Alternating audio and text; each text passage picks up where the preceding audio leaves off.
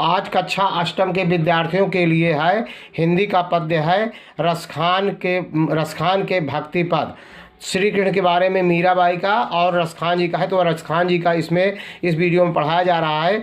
Video को पूरा देखेंगे और स्किप नहीं करेंगे। पहले मैं पढ़ रहा हूँ, शुद्ध से देखिए।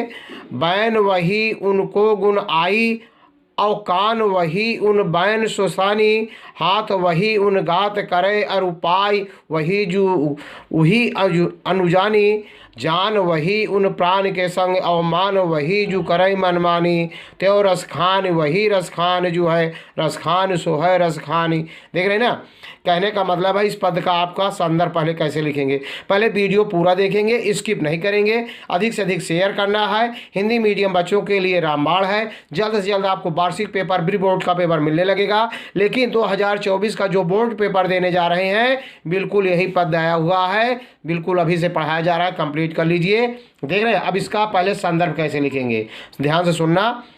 प्रस्तुत पद हमारी पाठ्य पुस्तक प्रज्ञा के भक्ति के पद, कामा इन्वर्टेड कामा में लिखेंगे भक्ति के पद नामक पाठ से लिया गया है। इसके रचयिता रसखान जी हैं, समझ रहे ना। फिर प्रसंग क्या लिखेंगे।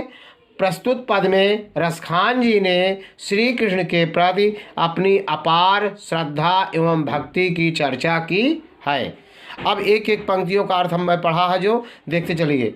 रसखान कहते हैं, फिर से देख लीजिए। बैन वही उनको गुण आई, जो कान वही उन बैन को सानी। अर्थात कर आए रसखान जी कहते हैं कि बाणी की सार्थकता, बाणी की उपयोगिता तभी है जब बाणी द्वारा प्रभु के गुणों को गाया जाए, और कान की सार्थकता तब है जब वाणी के द्वारा गाए हुए गुण को उनको सुना जाए, प्रभु के गुणगान को सुना जाए।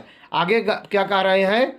रसखान कहते हैं कि मनुष्य के जीवन की सार्थकता इसी में है कि वह प्रभु के गुण गाता रहे। देख रहे ना, प्रभु के गुण गाता रहे, और मन की सार्थकता इसमें है। कहाँ है भाई। जान वही उन प्राण के संग और मान वही जो करे मनमानी, और जो रसखान वही रसखान जो है रसखान सो है रसखानी।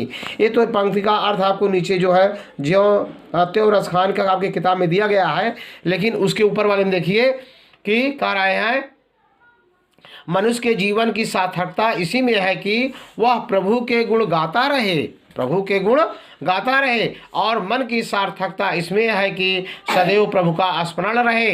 रसखान कहते हैं कि श्री कृष्ण अपने भक्तों को, आपकी किताब में है अर्थ दिया गया है, श्री अपने भक्तों को कभी नाराज नहीं करते हैं और वह उनके बहुत प्रेम करते हैं, और श्री कृष्ण अपने भक्तों से बहुत प्रेम करते हैं। वह तो आनंद के सागर हैं, आनंद के खान हैं, उनसे नाता जोड़ने में सुख ही सुख है। देख रहे हैं, पहला पद्य हो गया। तो अब दूसरे का, लेकिन संदर्भ इसी तरह रहेगा। देखिए, देख रहे हैं ना, इनका अर्थ आपको दिखाई दे रहा होगा बिल्कुल। दूसरा पद्य देख रहे हैं ना, बिल्कुल दूसरा पद्य देख रहे हैं। या लकुटी और कामरिया पर राज तिहू पुरकोल तजदारो, आठों सिद्ध नवों निधि क्यों को सुख नंद की गाय बिसारो, रसखान कबो इन आखिन सो ब्रज के बन बाग तड़ाग निहारो, कोटि कहो कर घावत के धाम करील के कुंजन ऊपर वारो। देख रहे हैं ना, बिल्कुल एक एक पद लाइन का अर्थ देखेंगे, संदर्भ और प्रसंग बिल्कुल उसी तरह रहेंगे। अर्थ देखना है। कवि रसखान कहते हैं, क्या कहते हैं कि तीनों लोगों का राज भी, या लकुटी और कामरिया पर राज तिहु, तीनों लोगों का राज्य को भी मैं न्यौछावर मतलब फीके पड़ जाते हैं।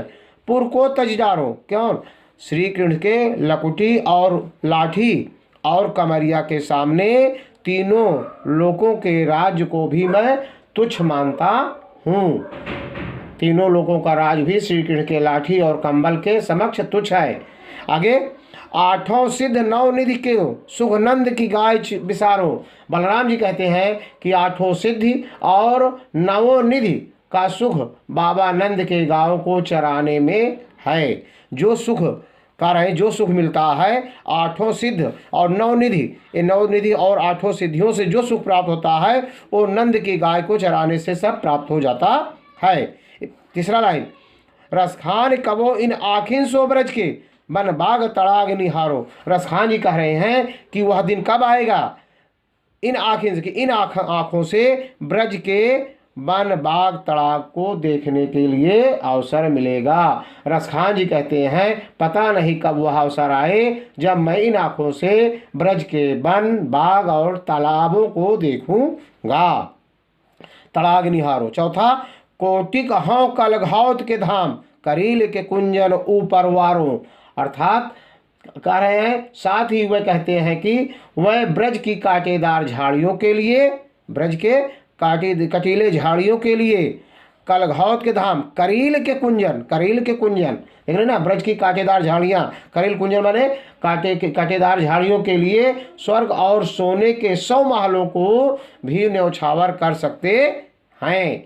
फिर देख लीजिए, साथ ही यह भी कहते हैं कि ब्रज की कांटेदार झाड़ियों के लिए 100 स्वर्ग, कोटिक स्वर्ग और सोने के 100 महलों को भी मैं क्या कर सकता, न्यौछावर कर सकता हूँ, अर्थात छोड़ सकता हूँ। लेकिन यह सुख ब्रज का मैं नहीं छोड़ सकता, उसकी मैं प्रतीक्षा कर रहा हूँ। यदि वीडियो अच्छा लगा हो तो लाइक करना, सब्सक्राइब करना, शेयर करना। जय हिंद, जय भारत।